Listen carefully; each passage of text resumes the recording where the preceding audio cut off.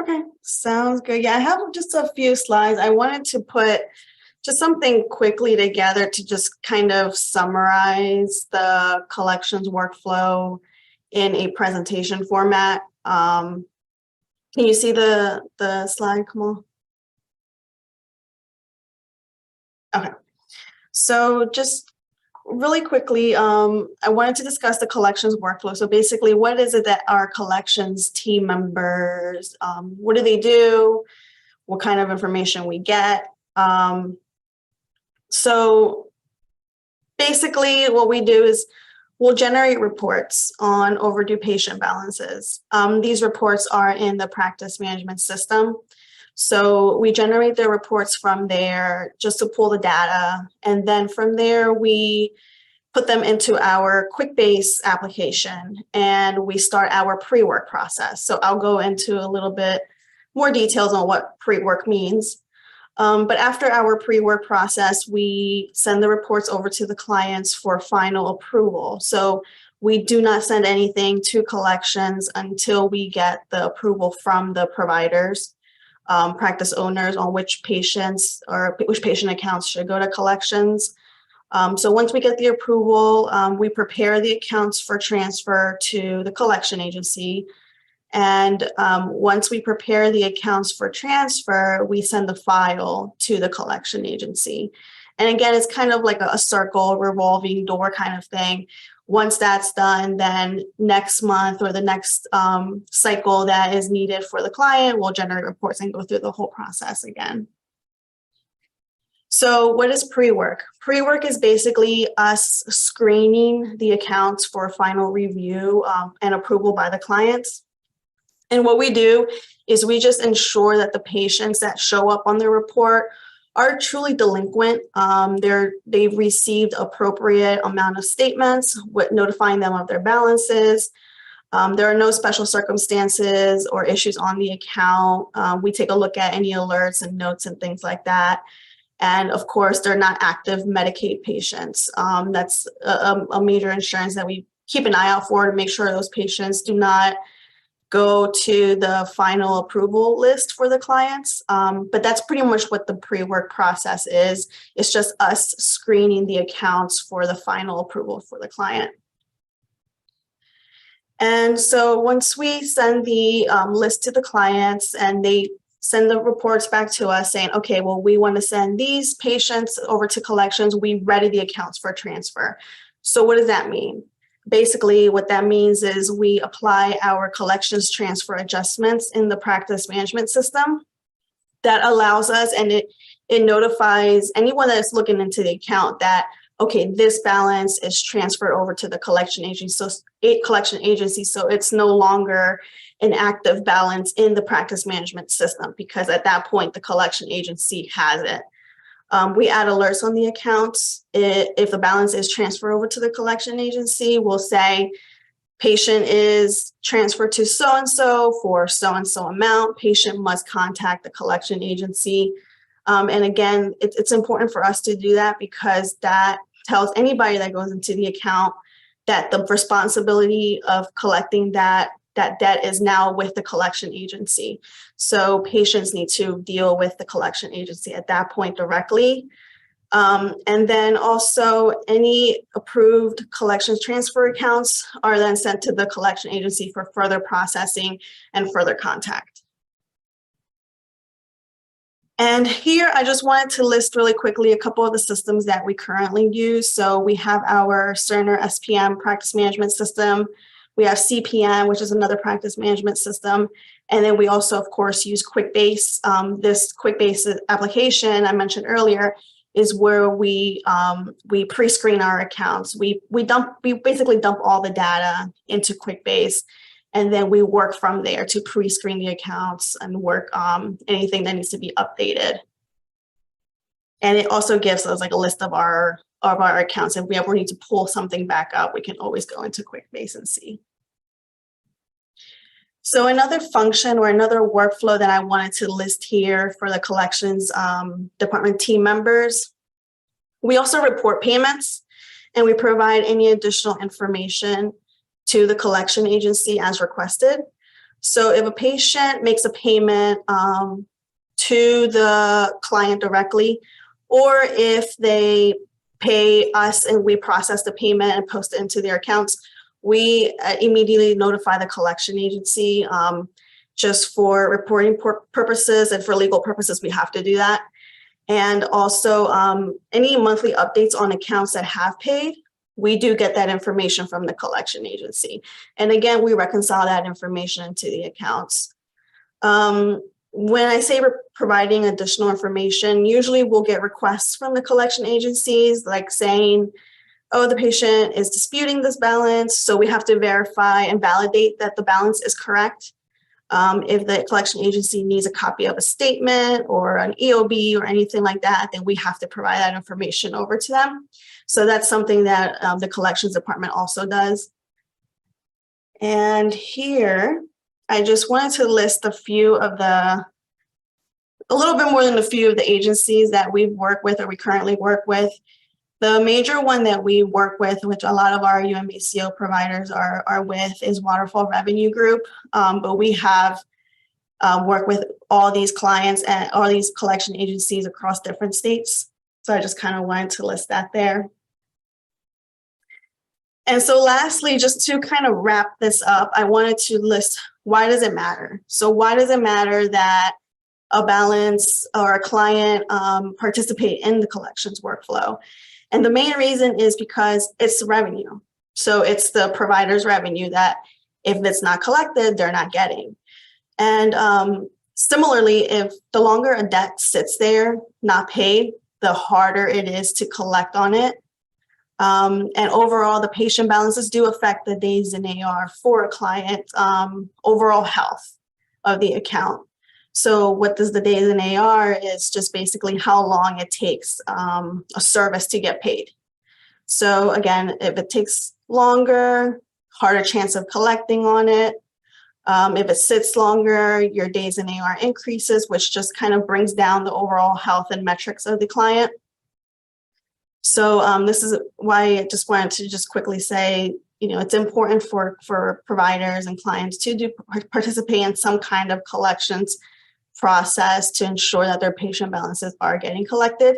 And also because it's revenue. It's revenue for them and it's just sitting there if it doesn't get collected. And that was pretty much it.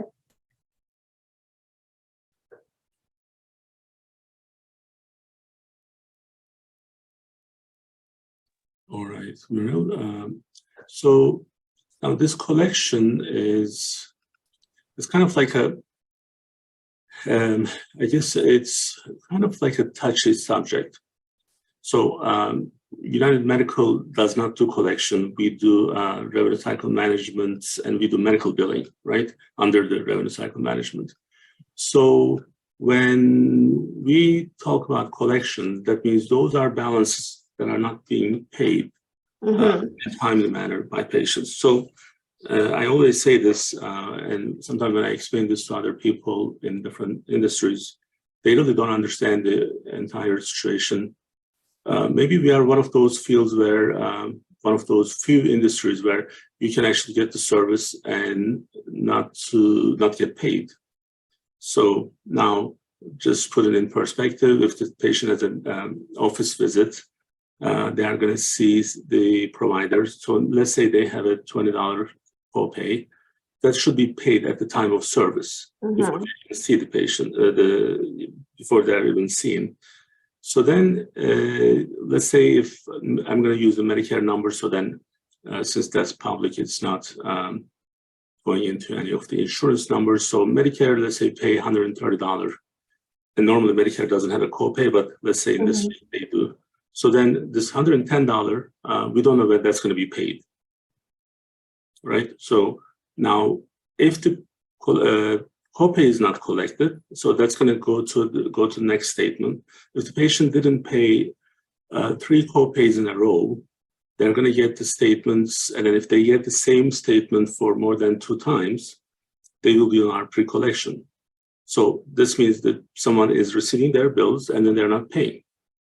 Right.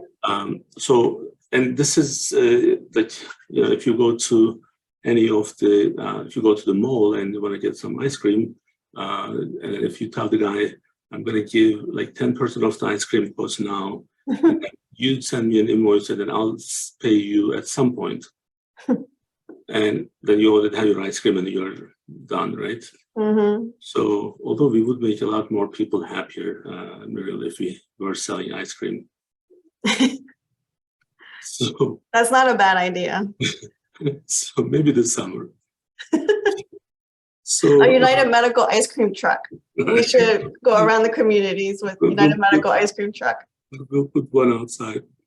So now, from the patient standpoint, so I just want to kind of break this into a couple different parts. Patients really should respond to their statements. They not only they receive the statement from us, but they also get an explanation of benefit from their insurance company, telling them that they owe $20 or $10 or whatever their copay is. They have this information, and they don't necessarily need to receive a statement to know what they owe, because their insurance is also telling them. Yeah. Right. So many of our patients, and also some of the practice employees, and that's why this is kind of a good way to reach out. Some of the practice employees don't understand that patients, like I'm a patient, and may I have this envelope there, John? But don't break my camera. Okay. See, like this is my statement from LabCorp. Okay. And then I received the same thing from my insurance already. Mm-hmm. So I have a statement and I have an explanation of benefit. So when you receive this, so this is sitting on my desk for about a week. So it says my balance is 0. Because I guess I paid $25 copay on 11/2. So then I'm done, right? So, but if I receive this and if I owe money, and if I send this, if I don't send this, you're going to get one more of that, one more month.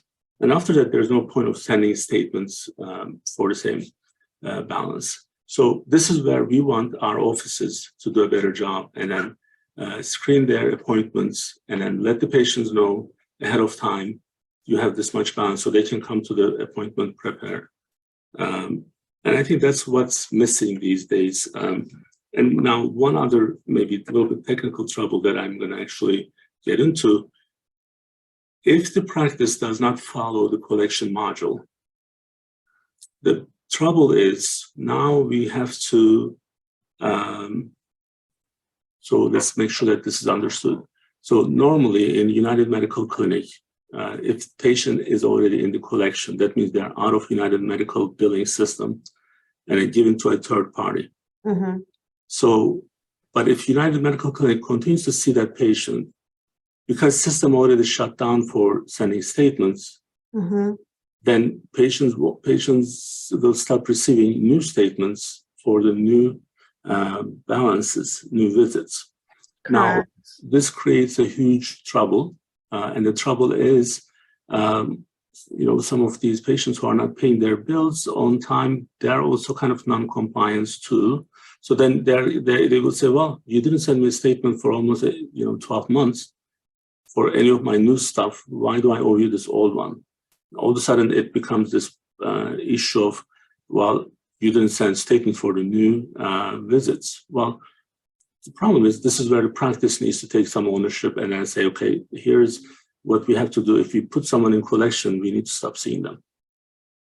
So because there's no point of providing the service, there are, although we almost function like a non-profit these days, there is residency programs in St. Francis, Christiana, Bay Health, these hospitals. So patients who don't want to pay bills, they can go to these non-profit settings. There's a clinic called Westside. They receive tons of money from the state and federal government to support these kind of patients. We don't. Mm-hmm. So we should, because we provide the same service, but we are not receiving any. So therefore, there's help available outside. So the practices need to kind of trust the system. So then when you actually make exceptions to the system, then you actually create a bigger problem. And now everyone is like, oh, I never received a statement. I'm like, well, no, you did receive a statement. So now, are we going to argue? No, but this is why it's important for us to have a system in place. And you and your team, we have this great structure that we pre-screen before we put someone in collection. And you manage that department very successfully. And then we have the collection company who is not one of those New Jersey type, like breaking the leg and arm type for collection company. It's a very soft collection because we understand that we deal with the patients. So they also, before they put someone in collection, they send statements. Exactly. They notify patients at least 3 times. And also, when it comes to reporting to the credit bureaus, they normally don't do that without one, written permission from the client first, and 2, they don't report unless the patient does not even respond to the notices from the collection agency.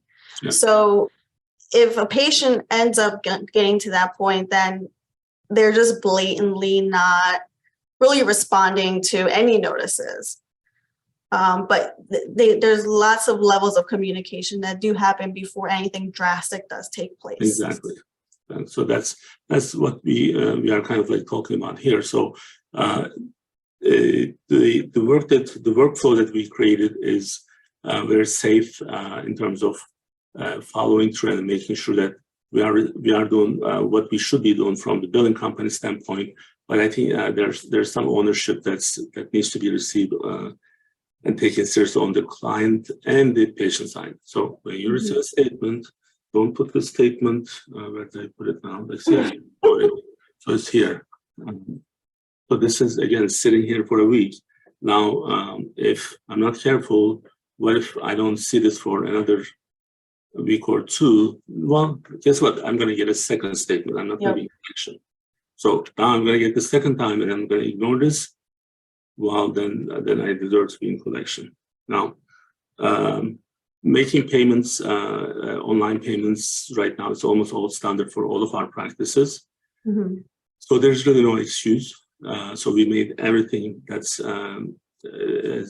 everything in process, every functionality we have as efficient, as user-friendly as possible.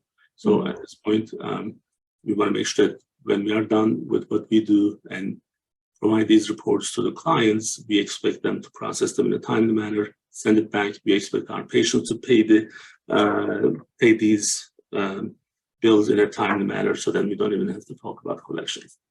Yeah, and I also want to just add really quickly that our goal is not to just send patients to collections. We understand we're humans. We understand, situations happen. What we really want to strive for is just communication. If, a patient receives a statement and for whatever reason they can't pay their bill at that moment, it's understandable, but at least communicate that information with us so that way we can make note of that information into the account. And then from the client perspective, it is important to make sure that the process is followed in a timely manner, because if it is not, then it makes it a lot more difficult to continually provide reports, clean reports to the client. And it just causes a lot of backtracking. So it is important that all parties kind of are held accountable and take appropriate steps to make sure that everything is followed in a timely manner. Absolutely. Well, Muriel, it's always fun to have you on these episodes. So thank you for joining us.